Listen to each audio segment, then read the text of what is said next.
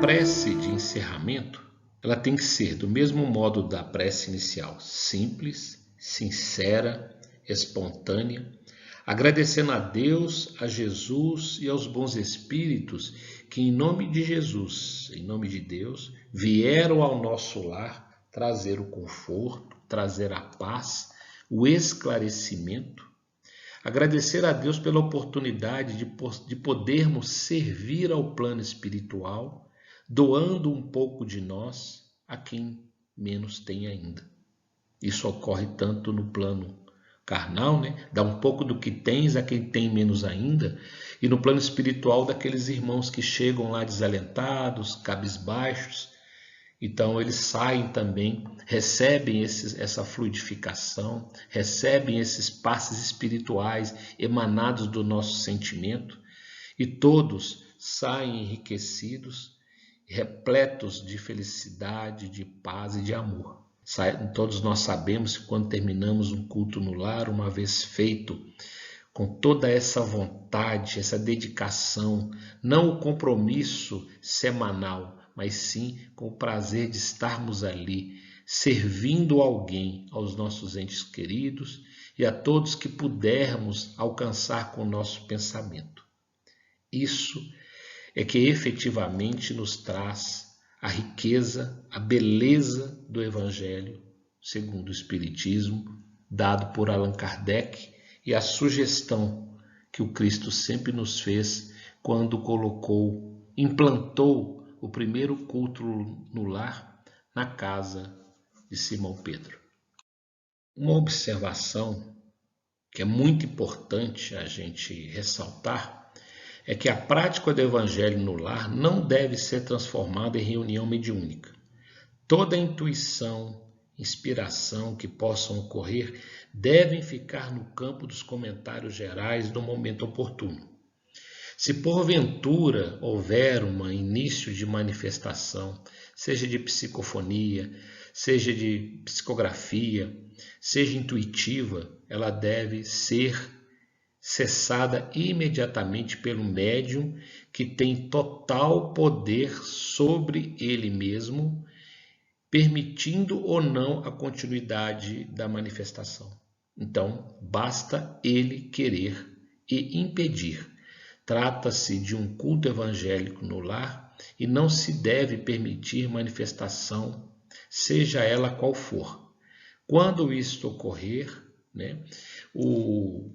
quem estiver sobre a direção do culto no lar deve, em nome de Jesus, fazer uma prece, chamar a pessoa que está iniciando a passividade à atenção, pedir para abrir os olhos, a voltar a atenção, sempre chamando pelo nome.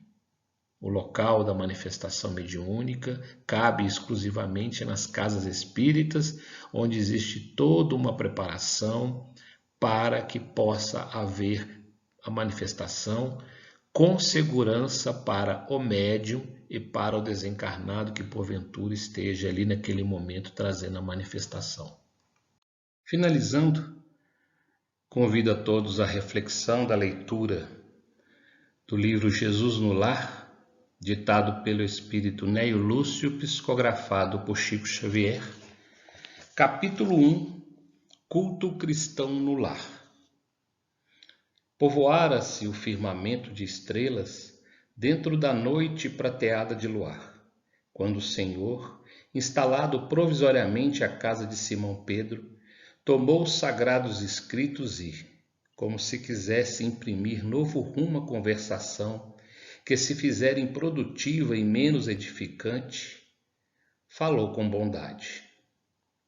Simão, que faz o pescador quando se dirige para o mercado com os frutos de cada dia? O apóstolo pensou alguns momentos e respondeu hesitante. Mestre, naturalmente escolhemos os peixes melhores. Ninguém compra os resíduos da pesca. Jesus sorriu e perguntou de novo.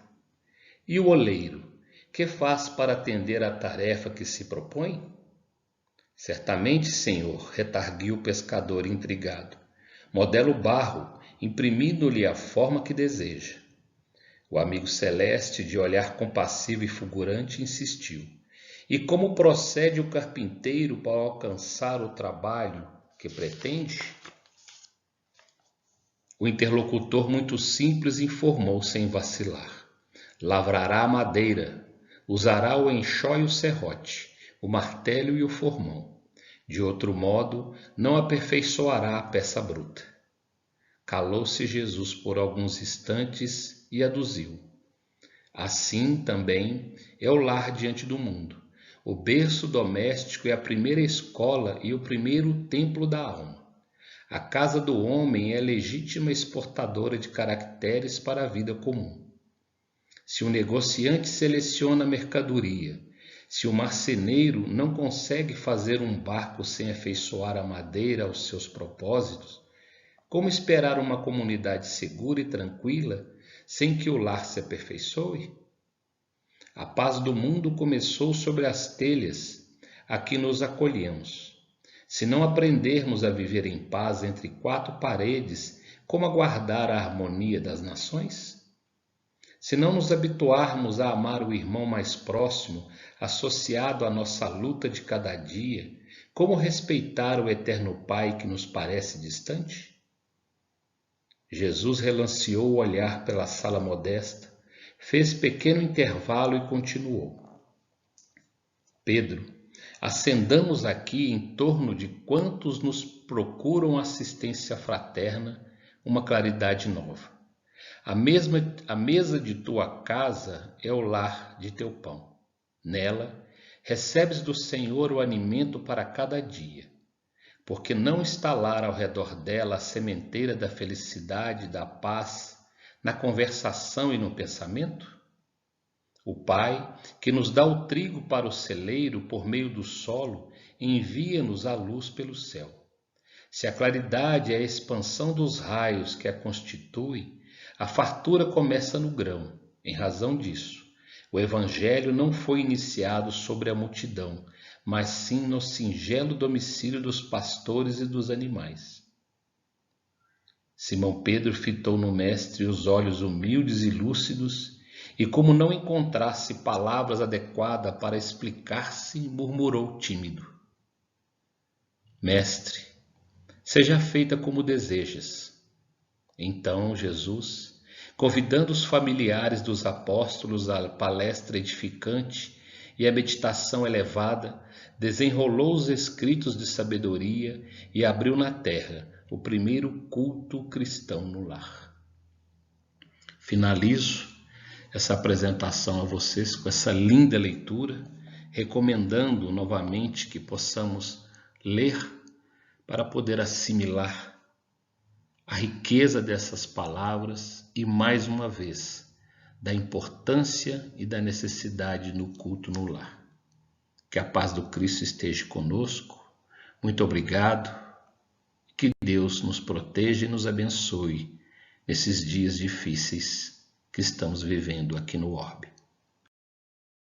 Se eu fosse alguém, se eu tivesse influência, se eu pudesse realizar alguma coisa em benefício da comunidade, e se eu tivesse a menor autoridade para fazer isto, eu apenas repetiria para mim mesmo e para todos os nossos irmãos em humanidade, de todas as terras e de todos os idiomas, aquelas palavras de nosso Senhor Jesus Cristo.